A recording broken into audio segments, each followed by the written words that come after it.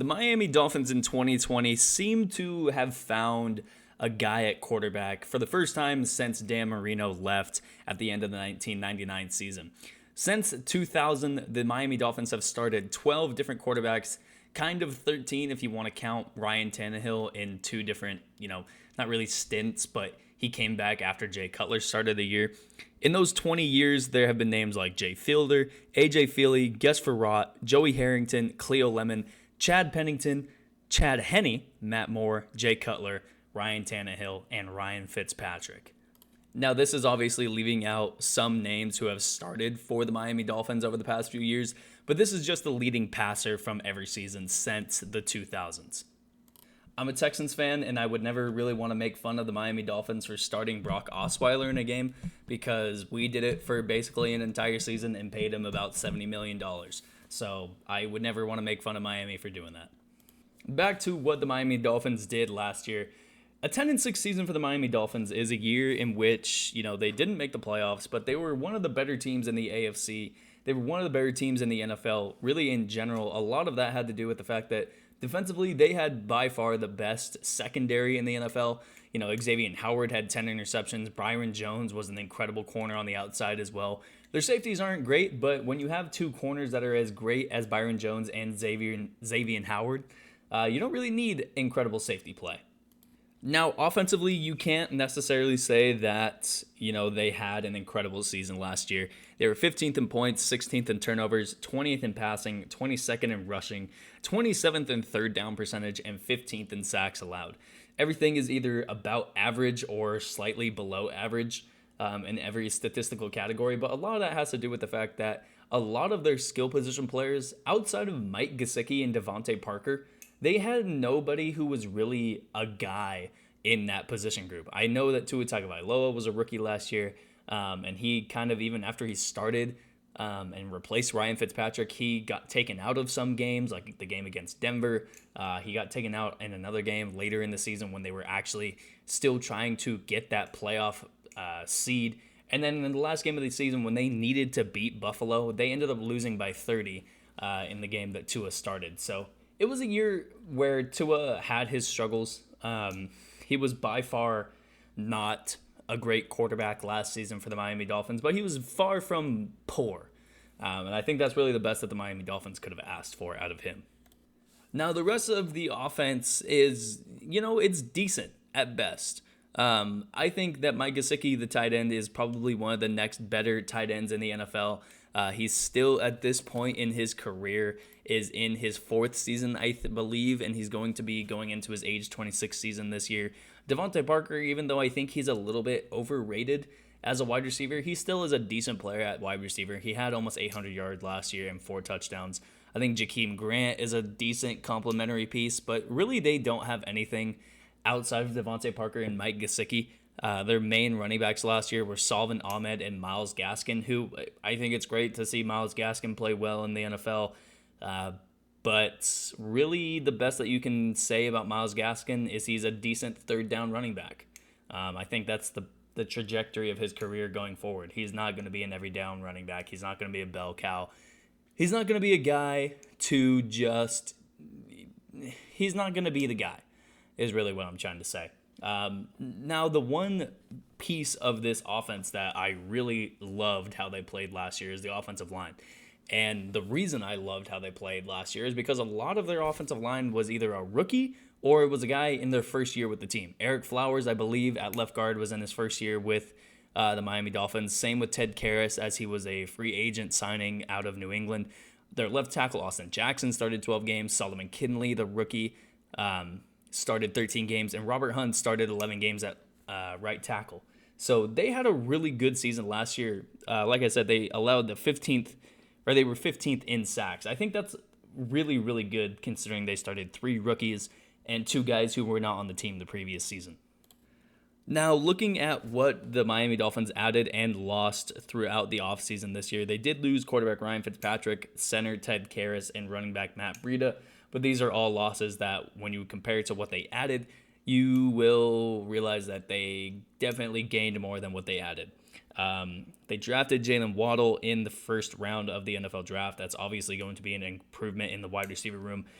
guard Liam Eichenberg, who probably won't play immediately, but if he does, I'm sure he'll be great. Tight end Hunter Long, who will be a complementary piece with Mike Gesicki. And then they signed Will Fuller, signed Jacoby Brissett, signed running back Malcolm Brown, and wide receiver Mac Hollins. These really are just professional picks, professional signings. I understand that Will Fuller throughout his career has been very injury prone, but even when that guy plays 10 games, he's a real threat to get 10 plus touchdowns. He's a real threat to just be a speed threat every single game that he plays. And with someone like Tua Tagovailoa, who needs someone who's going to be a threat every time he's on the field, and adding someone like, Jalen Waddle, who's going to be a good wide receiver with Devontae Parker, who I said, I think is a little bit overrated, but if he's your second or third guy, he's a really good second or third guy. This offense is going to be really good this upcoming year, and if Tua Tagovailoa can improve on what he did poorly last year, they're going to be an incredible offense. And now moving to the defense, statistically in last season, they were 6th in points, 1st in takeaways, 23rd in pass defense, 16th in rush defense, running defense, 11th in sacks, and 1st and 3rd down percentage. Their numbers are really good. 1st in takeaways, 6th in points, and 1st and 3rd down defense. The numbers are a bit weird, like I said, because, they're 23rd in pass defense, 16th in rush defense.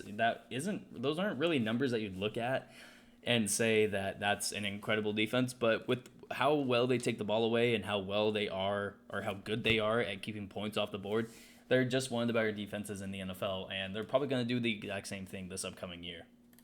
And in the offseason for the defense, they ended up drafting defensive end Jalen Phillips out of Miami. They drafted as well safety Javon Holland from Oregon. Those 2 draft picks, I don't know if they're necessarily going to be day one starters for the Miami Dolphins, but if they do start for this team and get their legs up under them, they have veterans around them who are going to lead them, who are going to show them how to play in a good defense, and as well as their head coach, Brian Flores. They have one of the better new coaches in the NFL right now, so I think they're going to be consistent contributors for this team for years to come. They also signed defensive tackle Adam Butler from New England, and they added Jason McCourty from New England as well, the cornerback. And in terms of what they lost, they did lose defensive tackle Devon Godchaux. They did lose linebacker Kyle Van Noy as well as linebacker Kamu Grugier-Hill, but necessarily not really losses that are going to be hurting this team in the upcoming season. One big change that I did forget to mention for the Miami Dolphins offense is they are going to be going from having Chan Gailey be their offensive coordinator to having a split offensive coordinator between George Godsey, the tight ends coach, and Eric Stootsville, the running backs coach. All in all, a season prediction for this Miami Dolphins team. This should be the year that the Dolphins win a playoff game. And not just make the playoffs, but like I said, win a playoff game. They have built up the past few years up to this point where they've got Tua as their quarterback. If he is the guy, this is going to be the year that he proves it. If the rest of the offense is going to be good around him, this is going to be the year to prove it. And really, I don't think that this is going to be a successful year unless they at least make the playoffs. If they make the playoffs and lose, I guess that's okay. But really, what they should be looking at as a successful mark for success is a playoff win. I see this team going 12-5. They do have a tough schedule against some of their opponents. I mean, they play in the AFC East, so they're going to be going against New England. They're going to be going against Buffalo twice. Even though the New York Jets are bad, with a new quarterback, there's no telling what they're going to be able to do in terms of being able to win a game or two against a division rival. And even when you look at games that are outside of the conference, they go to Tampa Bay, they go to New Orleans, they go to Tennessee. They do have games against Baltimore, against the Giants, against Carolina, against the Raiders, against the Indianapolis Colts. They play some good teams throughout this season. But with that being said, if this is going to be the year for Miami, they have to win those games against good teams, especially early in the year when Tampa Bay is probably going to be struggling a little bit, when Las Vegas is trying to get their feet up from under them, when Houston, halfway through the season, has decided to just hit the reset button again and tank for the rest of the season. They need to get their wins early and make sure they finish the season strong as well. So 12-5 is something that I see them going. If everything goes well, they could go 13-4.